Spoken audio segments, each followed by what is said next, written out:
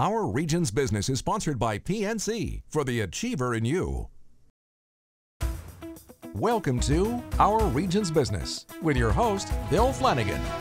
Today on Our Region's Business, we'll find out what made Pittsburgh's Benedum Center one of the top performing arts venues in the country in terms of total ticket sales.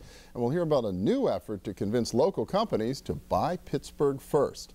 But first, leadership of the political kind. Pennsylvania's made some real strides in recent years in improving the business climate. The total business tax burden is down about $1 billion a year.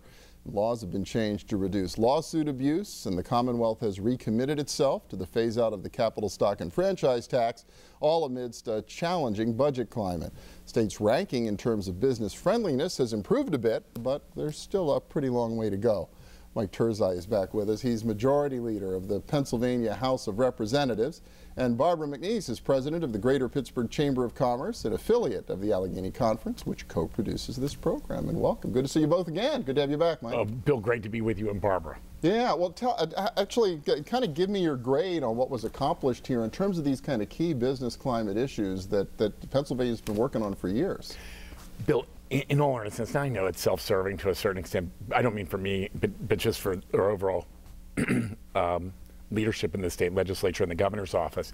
I think we got an A, including the business environment, because there have been issues that we've been talking about for years.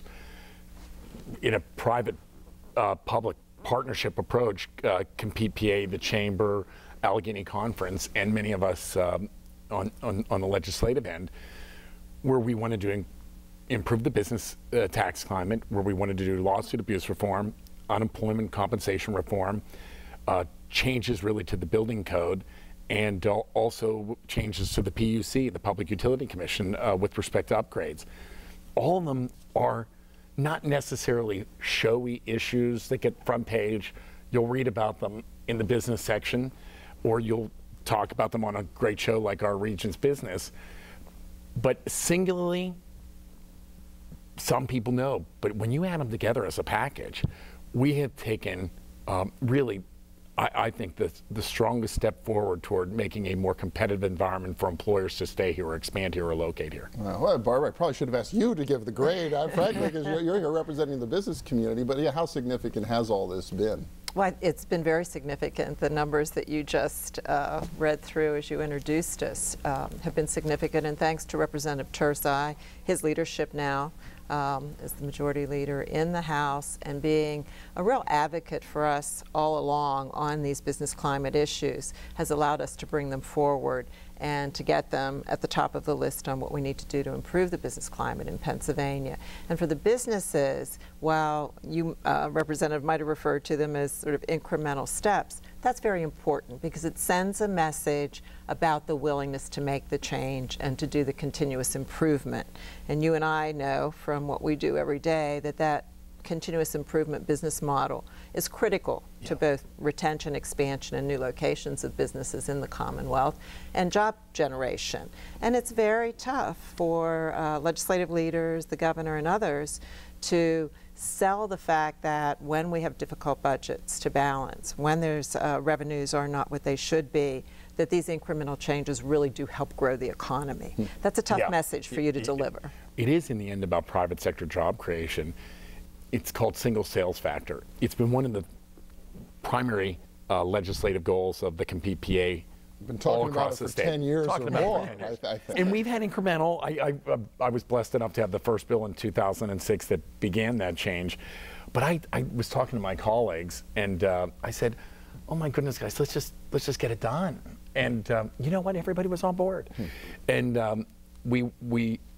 and for the listeners out there, when you do your corporate net income tax in Pennsylvania, we were taxing, in computing that, we were taxing the assets you had in Pennsylvania or your payroll in Pennsylvania, which was like sort of disincenting you from like locating your business here, right? And hiring people or investing here with your capital. Well, we're 100% sales, as have many of our competitors across the country, competitive states. We're out of the game. We're 100% sales. We're taxing sales. We're not taxing home located businesses for what they invest in people or in capital improvements. Another one on the Fair Share Act, we've talked about this for a long time. Passed it twice before, lawsuit abuse reform. But we have a clean bill that got done. It changes how lawsuits are handled in terms of who the defendants are and what their responsibility is. We've always argued, Barbara, in the business community and us who espouse a pro-growth, pro-business environment, that you should only be responsible for your share in a lawsuit. And believe it or not, even though 30+ states have done this, Pennsylvania was behind. We got it done, and Governor Corbett signed it into law. It was one of his first major legislative accomplishments.